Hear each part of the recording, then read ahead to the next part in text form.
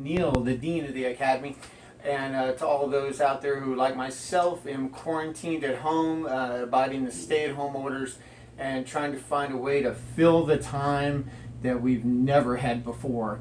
Welcome.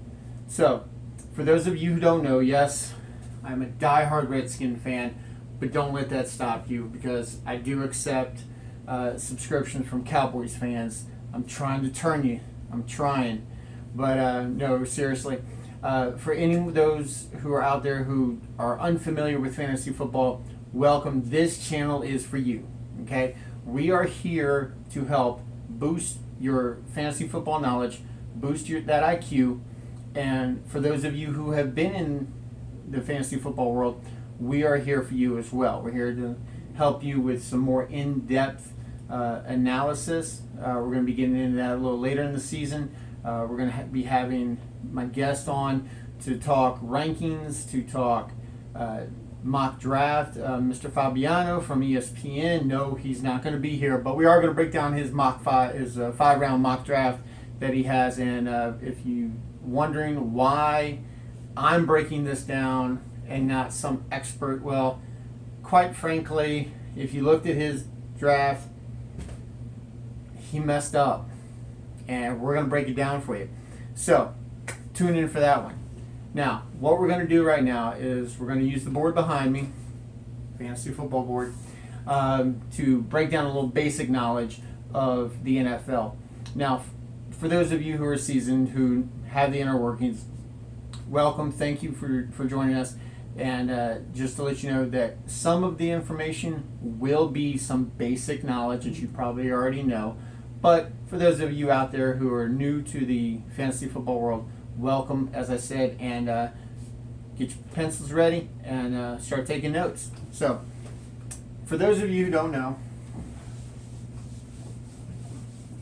or have a very little knowledge of what football is, we're going to start out with the basics, and we call it X's and O's. We're just going to use the O's because that's pretty much all we are concerned about in fantasy football. Is the offense. Okay, when it comes to defense, we'll get into that a little later. We're just basically thinking about the whole team, but like I said, we'll explain that a little later on.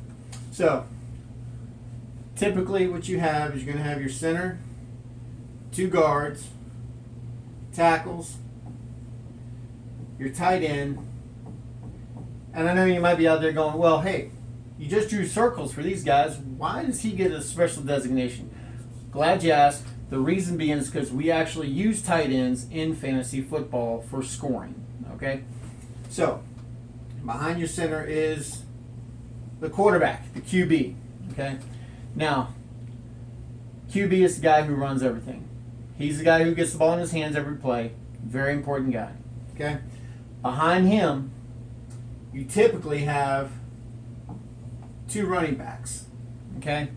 Now, your running back in fantasy football is a very special player. He's a very highly sought after position.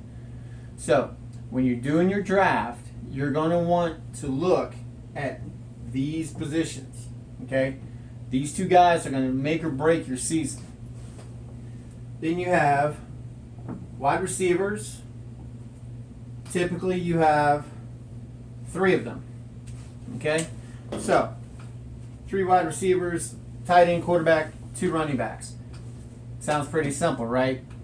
So, what do the running backs do? The running backs are handed the ball by the quarterback or they get it thrown to them. Wide receivers, 98% of the time, unless you are running a trick play, are going to have the ball thrown to them. Okay? So, basic little knowledge about what the positions mean. Now, in fantasy football, and some of you might be out there going, what is fantasy football? Fantasy football is this very simply. You take these positions along with a kicker and a defense. Now the defense, when I'm speaking of that, I'm speaking of the entire team. So special teams, if they run the kickoff back for a touchdown, you get points for that. You get points. Why do we have points? Here's the thing. The more points you get, the better you do. You go head, most of the time, you're going to go head to head with someone in your league. Okay? And the next episode that we do, I'm going to have my buddy Daniel on. Daniel and I are going to be talking fantasy football draft strategy and some questions that you might have about a draft. Okay?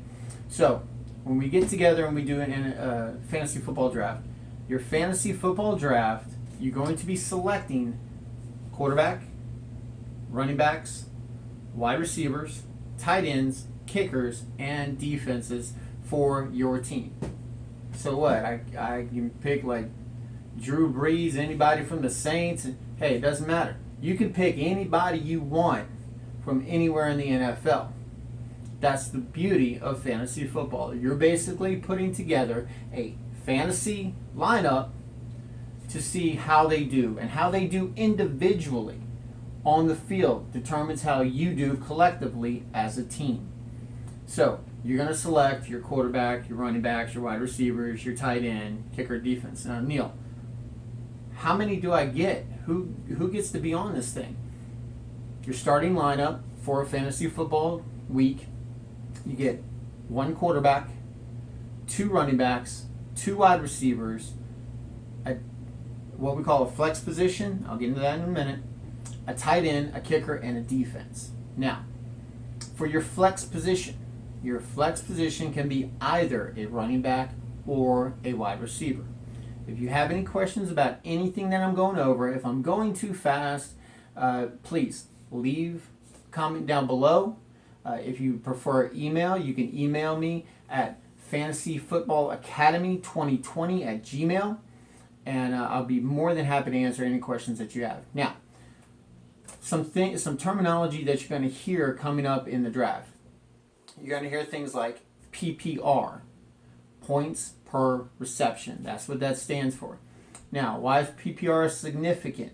PPR is significant because there are primarily two ways of scoring in fantasy football. You're going to have your standard scoring and you're going to have your PPR scoring.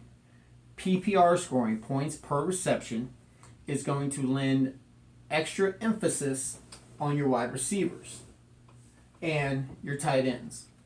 These are the guys who catch more passes. Now, you do have a select handful of running backs who are what we call dual threat. Okay? You're going to hear that term used a lot. You're going to hear it used with quarterbacks and with running backs. Running backs, if they're a dual threat, they can catch the ball and run the ball. They're gifted at both. You have players like Derrick Henry, who aren't used that much in the passing game, but are used extremely a lot in the run game. So those guys, Derrick Henry would not be a good PPR running back. He is a phenomenal standard scoring fantasy back. Okay, standard scoring is basically self-explanatory. It depends on how your league has scoring across the board, and it does not lend emphasis to any one in particular position. It doesn't give an extra boost to a certain position. So your running backs are more valuable in standard scoring leagues. You're going to have ADP. Now, what is ADP? Average draft position. That's what that stands for. Why is that significant? That is significant because later on, as we get closer to the fantasy football draft, people are going to be doing mock drafts. They're going to be doing live drafts probably before you select your team and you go into your league. Now, you're going to hear people going at certain places. So you're going to have a quarterback, let's say Lamar Jackson. Let's say that his average draft position is going to be the second or third round. That is basically telling you when people are taking him. So if you want him as your quarterback, you're going to have to try to take him a little earlier if you want him. Now, I'm telling you right now, and we're going to get into this a little later, wait on your quarterback this year. Okay? The depth here, and it's another term that you're going to be hearing, is talent depth. Okay? Or depth at the position. Depth at the position simply means that there are a lot of guys who are very equal when it comes to the production that they can give you. Okay? Targets and touches. Targets are primarily referring to your wide receivers and your tight ends. Okay, these are how many times these positions are thrown to, not how many times they catch the ball. Just how many times that they're targeted. Okay, just because you target someone doesn't mean that they catch the ball. So, if they have a high number of targets, they primarily are going to have a high number of receptions, which means that they will have a high amount of points scored. Touches, primarily your running backs. The running backs get the ball handed to them, they touch the ball, and that's where that comes from. So if they have a high volume of touches, then they will be a very valuable player to your team. You're going to hear things like RB1, wide receiver 1, RB2, wide receiver 2, high end, low end. And I know this is throwing a lot at you, so we're going to back up a second. What is an RB1?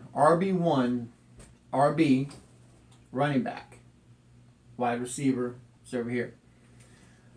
RB, your running back, the 1, 2, or 3 that you're going to hear is the ranking that they have. So if they're number 1, they're up there.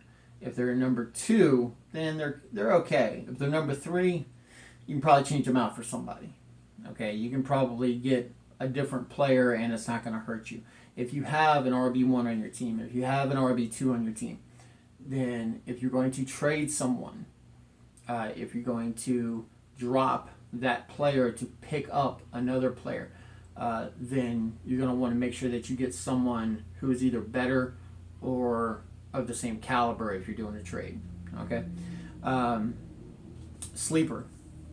Sleeper is basically a player that has the potential to outperform expectations. So you think somebody's going to be here, but you look at their situation that they're at, they might have just got a new team, and the new team that they're on is higher scoring than the old team that they came from.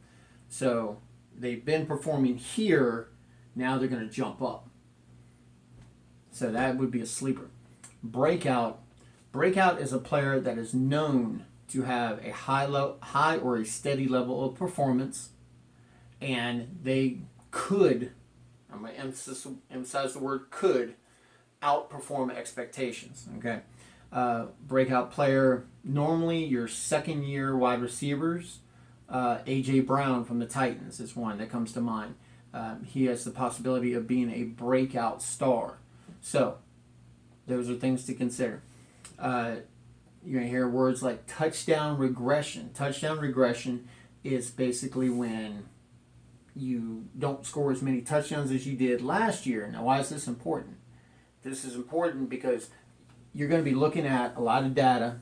You're going to be looking at a lot of information, and it's going to tell you that certain players scored so many touchdowns. Well, that's great for last year. Do you really think he's going to perform at the same level this year? You're going to expect a touchdown regression. So don't go based solely on last year's numbers. Yes, take them into consideration, but you're going to want to account for a little lower number. Okay? That's called touchdown regression. Touchdown dependent. Okay? You're going to hear analysts talking about players being touchdown dependent.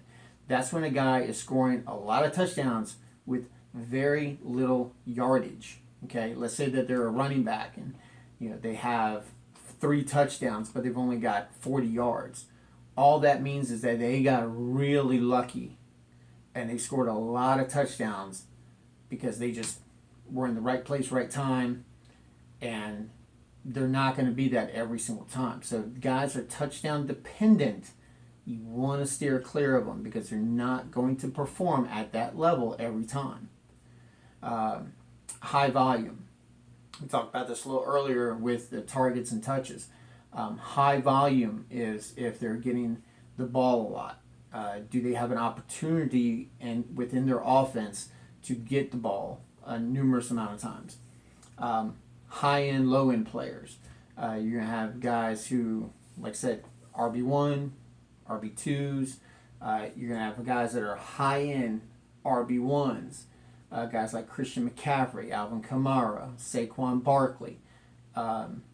Christian McCaffrey playing for the Panthers, Alvin Kamara playing for the Saints, Saquon Barkley running back for the Giants. These guys are going to be high-end running backs. So you're going to want to keep an eye on those guys. You're going to want to target them in your drafts.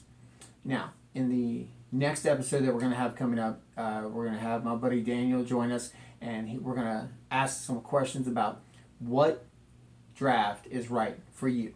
You're not going to want to miss it. Tune in. Once again, thank you all for joining. Please like, share, comment, and subscribe, most of all, to Fantasy Football Academy 2020. I am the Dean, and I hope that this has been helpful to all of you. Hope to see you again soon, and stay home, stay safe, and stay together. We're all in this, guys.